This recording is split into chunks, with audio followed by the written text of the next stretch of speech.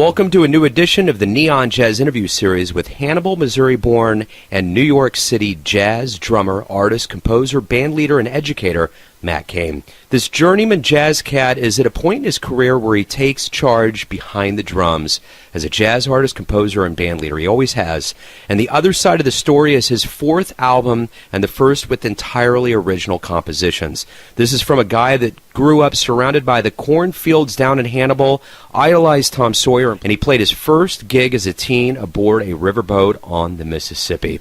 This project is produced by legendary drummer Michael Carvin and features three fellow Midwesterners, Peter Schlamb on vibraphone, Vic Jerus on guitar, and Mark Peterson on bass, as well as Klaus Mueller on the piano.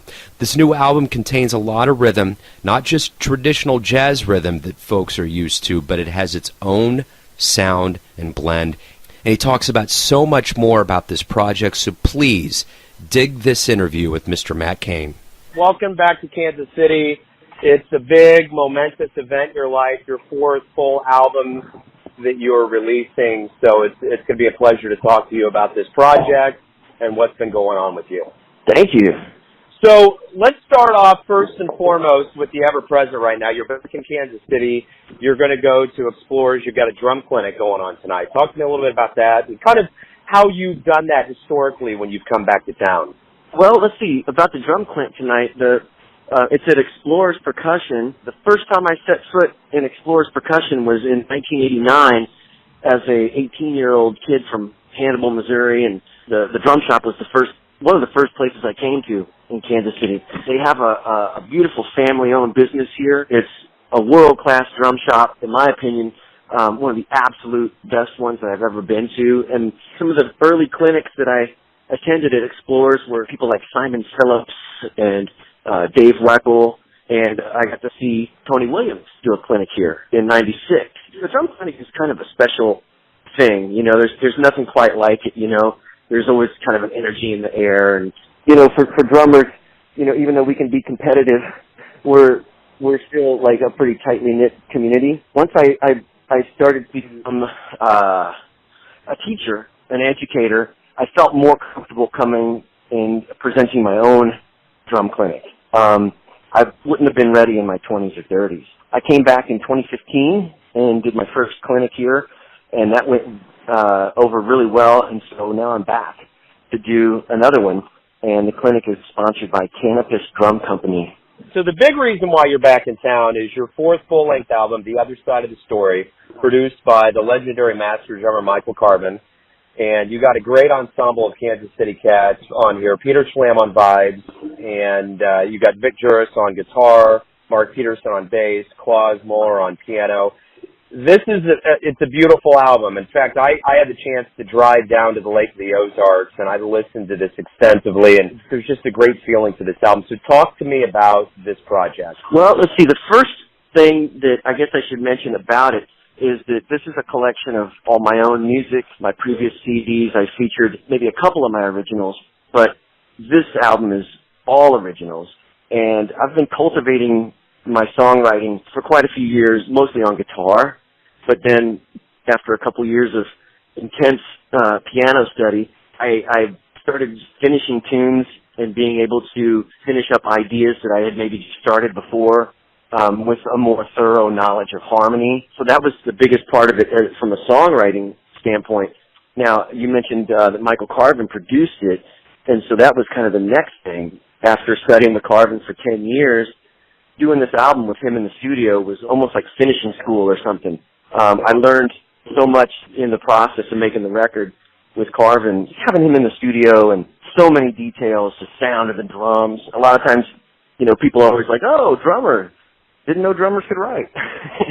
And that stigma is, you know, it's getting less and less. You know, nowadays, you know, drummers are expected to write these days, I think. The way I looked at it is if you're going to be an artist, then you have to write your own music. I'm not saying that drummers who don't write aren't artists, but it changes things. You know, it changes the way you play the drums, changes things around for you. That was maybe one of the biggest things, was stepping into the shoes of more of a total artist rather than being the guy that comes in and plays the drums, and it makes you play the tunes differently, and everything changes when it's your music. I think especially as a drummer. I think drummers write some of the most interesting tunes.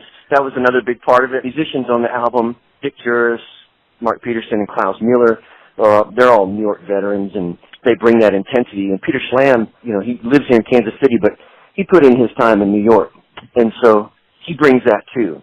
So that was a big part of it, having those guys involved. If you surround yourself with great people, then great things are going to happen. You always want to work on people that are on your level or above, because that's just going to make you better as well. When you make an album, it's like a baseball team or something. You surround yourself with great players, and good things are going to happen. Without a doubt. The artwork on this is beautiful. It pops right out, and there's such a unique sound. Like, the fact that you grew up in Hannibal, Hannibalism is such a unique song. There's such a flavor and cascade of sounds, and you even said that the album it's a wide swath of rhythm, not just traditional jazz rhythm. It's kind of a geography of sound, and I think you nailed it. So talk to me a little bit more about that. Oh, if you have a guy from Mexico City, well, it's going to sound like Mexico City. And so myself being from Hannibal, Missouri, you hear like this kind of, I have like a country thing, I guess, coming over here to Kansas City and learning to play professionally, there's a definite Kansas City-ness about the way I feel rhythm. So all those geographical connections, and 20 years in New York has had a major impact. So that's kind of where the geographical connection of the album comes from. I want to ask you two things before I let you go to your drum clinic and get kind of on your journey here in Kansas City, and it's this.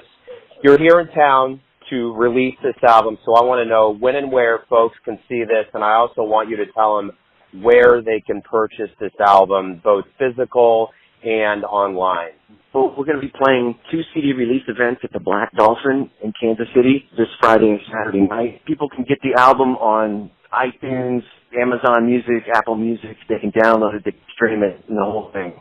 So it's on every single outlet at this point. It's going to play extensively on WBGO in New York, and so the album release is full court press as we speak. Right on. And the one last thing I want to bring up, and I want to thank you for this, is that you have woven me into this anticipation of this album coming out. It's the first time I think I've ever been a part as a jazz journalist and talking to a musician that I admire as much as I admire you. And it's been since the beginning of last year to kind of chart this and to get to the point now where we're in October. I want to know this, and I've been kind of watching you get to this point. How relieved, how much joy are you getting out of the fact that this project with your mentor, Dr. Michael Carvin, coming to fruition, a reality? How pleasing is this for you?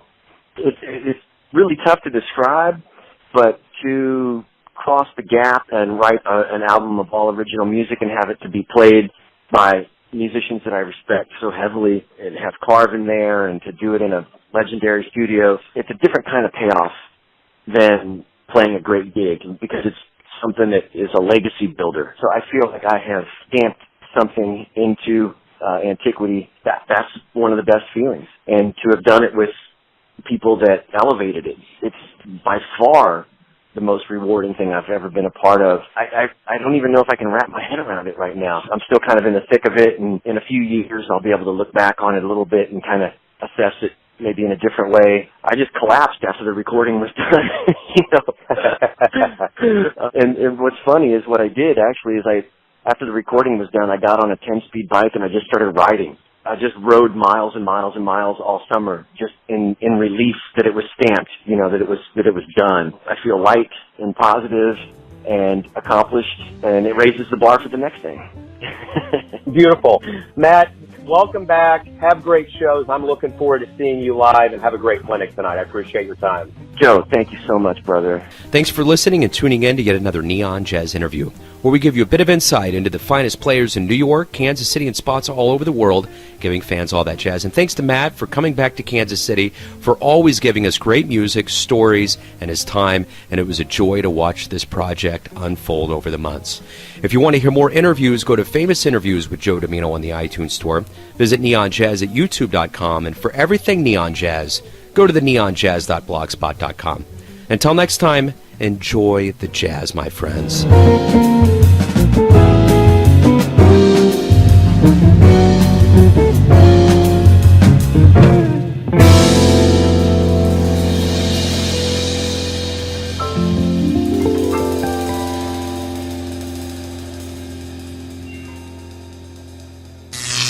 Neon Jazz.